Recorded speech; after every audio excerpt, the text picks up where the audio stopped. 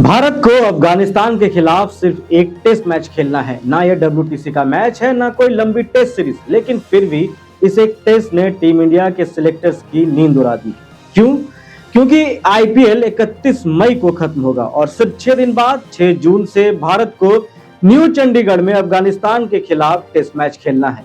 अब यहाँ सवाल यह है कि क्या जसप्रीत बुमराह जैसे गेंदबाज को IPL के तुरंत बाद टेस्ट में उतारा जाए?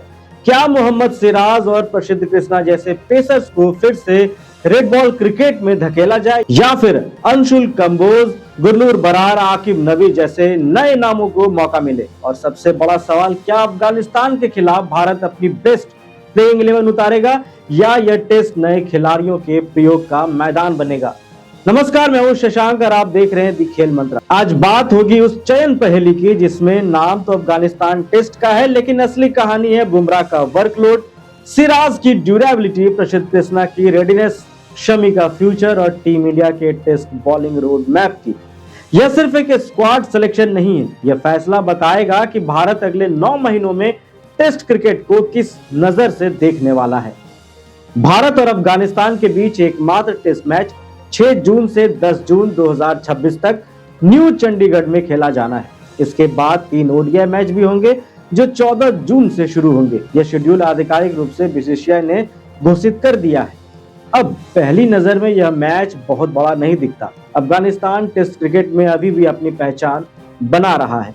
यह मुकाबला वर्ल्ड टेस्ट चैंपियनशिप साइकिल का हिस्सा भी नहीं है, इसलिए पॉइंट्स का प्रेशर नहीं है। लेकिन टीम इंडिया के लिए दुविधा यहीं से शुरू होती है। अगर यह WTC मैच नहीं है तो क्या बुमराह को आराम दिया जाए? अगर अफगानिस्तान अपेक्षाकृत कमजोर टेस्ट टीम है तो क्या नए पेसर्स को मौका दिया जाए? और अगर भारत हर टेस्ट में अपनी सबसे मजबूत टीम उतारना चाहता है तो क्या फ्रंटलाइन पेसर्स को खिलाना जरूरी है? यही वो सवाल है जिसने सिलेक्टर्स और टीम मैनेजमेंट को सोचने पर मजबूर कर दिया है। इस पूरे मामले की जड़ है शेड्यूल। IPL 2026 का फाइनल 31 मई को होना है। अफगानिस्तान टेस्ट 6 जून से शुरू होगा, यानी प्लेयर्स के पास व्हाइट बॉल T20 मोड से रेड बॉल टेस्ट मोड में जाने के लिए मुश्किल से कुछ दिन होंगे। T20 और टेस्ट क्रिकेट में सबसे ज्यादा फर्क किसके लिए होता है? बल्लेबाजों के लिए। हाँ, थोड़ा बहुत कह सकते हैं कि बल्लेबाजों को फर्क पड़ता है, स्पिनर्स के लिए कुछ हद तक, लेकिन असली झटका लगता है फास्ट बॉलर्स को। IPL में तेज गेंदबाज 4 ओवर फेंकते हैं, छोटी स्पेल्स, ज्यादा variations, yorker, slower ball, wide line, hard line, लेकिन टेस्ट क्रिकेट में वही गेंदबाज दिन में 15 से 20 ओवर भी डाल सकता है। लंबी स्पेल्स चाहिए, बॉडी को रिपीट लोड सहना पड़ता है, रेड बॉल कंट्रोल चाहिए और सबसे जरूरी रिकवरी विंडो चाहिए। यही वजह है कि BCCI ने टारगेटेड फास्ट बॉलर्स को IPL के दौरान वर्कलोड बढ़ाने का मैसेज दिया है, ताकि वे अचानक टेस्ट मैच इंटेंसिटी में ना जाएं। क्योंकि टेस्ट क्रिकेट में तेज गेंदबाज सिर्फ गेंद नहीं फेंकता, वो अपने शरीर से 5 दिन की कीमत चुकाता है। अब आते हैं सबसे बड़े नाम यानी कि जसप्रीत बुमराह पर। बुमराह भारत के सबसे बड़े टेस्ट मैच विनर है। अगर वो फिट हैं तो किसी भी टेस्ट में उन्हें बाहर रखने का फैसला आसान नहीं होता। लेकिन बुमराह का वर्कलोड पिछले कई सालों से भारतीय क्रिकेट की सबसे सेंसिटिव फाइल रही है। भारत को अगले 9 महीनों में WTC साइकिल के कई महत्वपूर्ण टेस्ट खेलने हैं, ODI वर्ल्ड कप खेलना है। ऐसे में सवाल उठता है, क्या एक नॉन WTC टेस्ट के लिए बुमराह को रिस्क करना चाहिए? यहाँ सिलेक्टर्स के सामने 2 रास्ते हैं। पहला रास्ता, स्ट्रॉन्गेस्ट 11 फिलॉसफी, मतलब जब भी भारत टेस्ट खेलेगा अपनी बेस्ट अवेलेबल टीम उतारेगा, चाहे सामने अफगानिस्तान हो या ऑस्ट्रेलिया या इंग्लैंड। दूसरा रास्ता है वर्कलोड मैनेजमेंट का, मतलब बुमराह जैसे गेंदबाज को लंबी रेस के लिए बचा कर रखा जाए।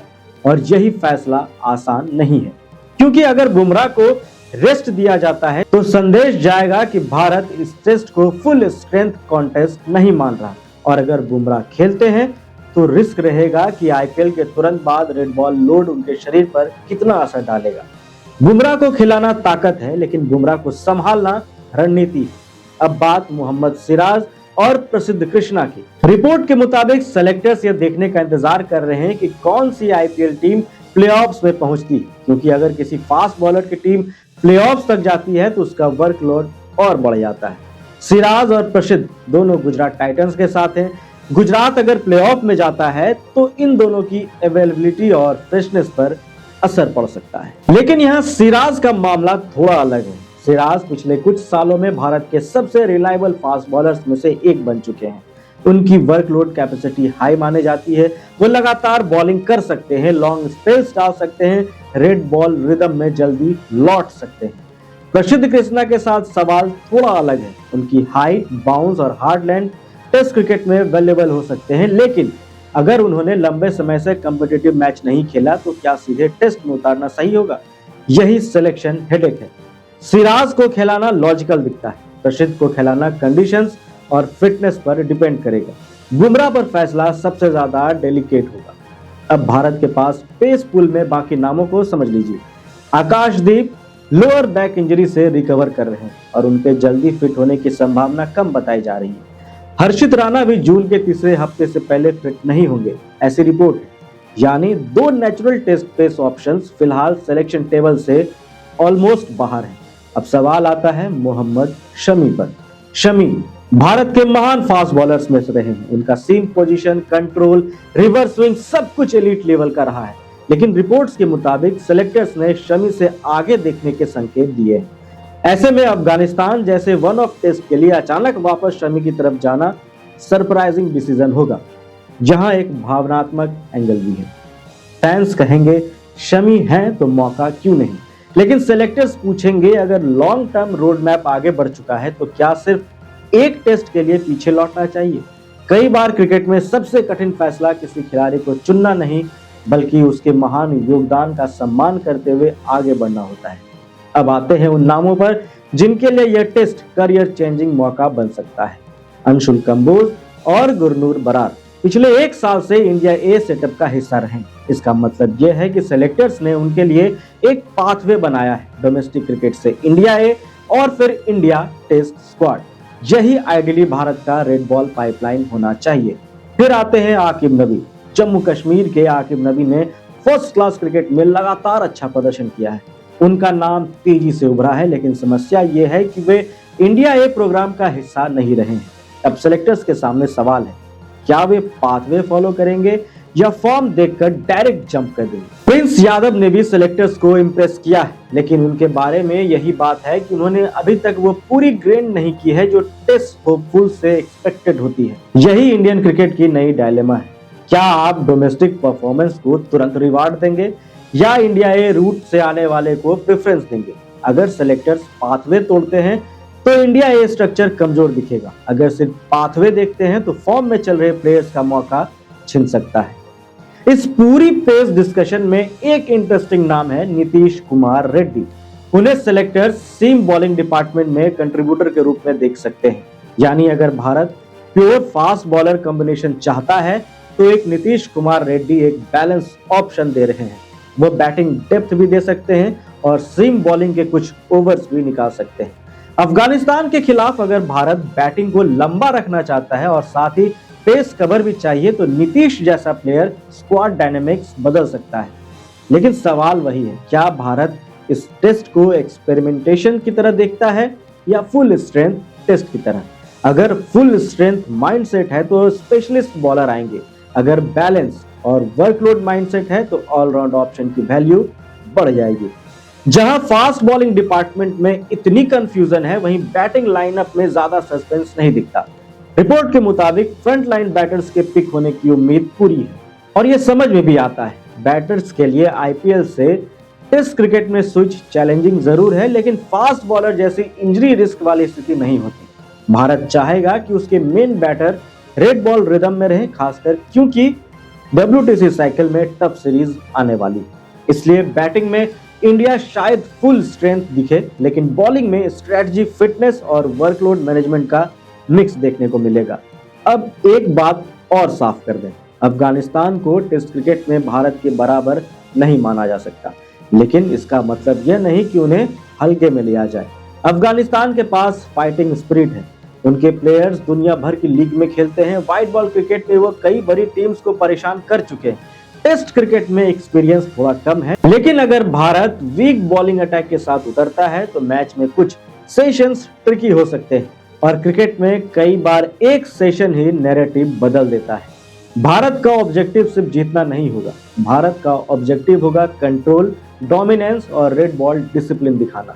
इसलिए सेलेक्टर्स इस टेस्ट को फ्री कैप डिस्ट्रीब्यूशन की तरह नहीं देखना चाहते। रिपोर्ट में भी यही संकेत है कि सेलेक्टर्स टेस्ट कैप को आसानी से बांटने के पक्ष में नहीं है। टीम इंडिया के लिए यह अफगानिस्तान टेस्ट छोटा असाइनमेंट नहीं, डिसिप्लिन टेस्ट है।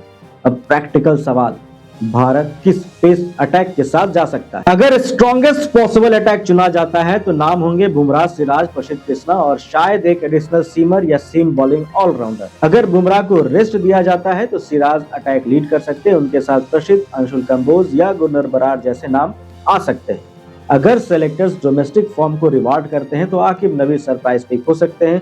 अगर बैलेंस चाहिए तो नीतीश कुमार रेड्डी स्क्वाड में जगह बना सकते हैं। लेकिन यहाँ फाइनल कॉल 3 चीजों पर डिपेंड करेगा। पहला, आईपीएल प्लेऑफ्स में कौन से बॉलर कितना खेलते हैं।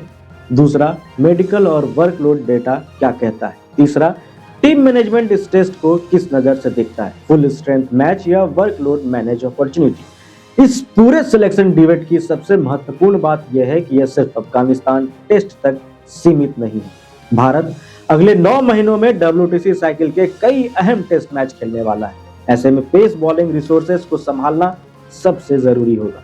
भारत के पास बैटिंग डेप्थ हमेशा रही है, स्पिन डिपार्टमेंट भी मजबूत है, लेकिन ओवरसीज कंडीशंस में या फ्लैट पिचेस पर या हाई प्रेशर टेस्ट सीरीज में फास्ट बॉलर्स ही फर्क पैदा करते हैं। बुमराह, सिराज, प्रसिद्ध, आकाशदीप, हर्षित राणा, शमी के बाद अगली लाइन कौन है? अंशुल कंबोज, गुरनूर बरार, आकिब नबी, प्रिंस यादव। अफगानिस्तान टेस्ट शायद इसी सवाल का पहला जवाब दे सकता है, क्योंकि भारत को सिर्फ आज का टेस्ट नहीं जीतना, भारत को अगले 5 साल का पेस अटैक तैयार करना है। महान टीम्स मैच नहीं सोचती, साइकिल सोचती हैं और भारत इस समय उसी साइकिल के मोड़ पर खड़ा है। तो कुल मिलाकर कहानी बिल्कुल साफ है। अफगानिस्तान के खिलाफ टेस्ट छोटा दिख रहा है, लेकिन सिलेक्शन बहुत बड़ा है।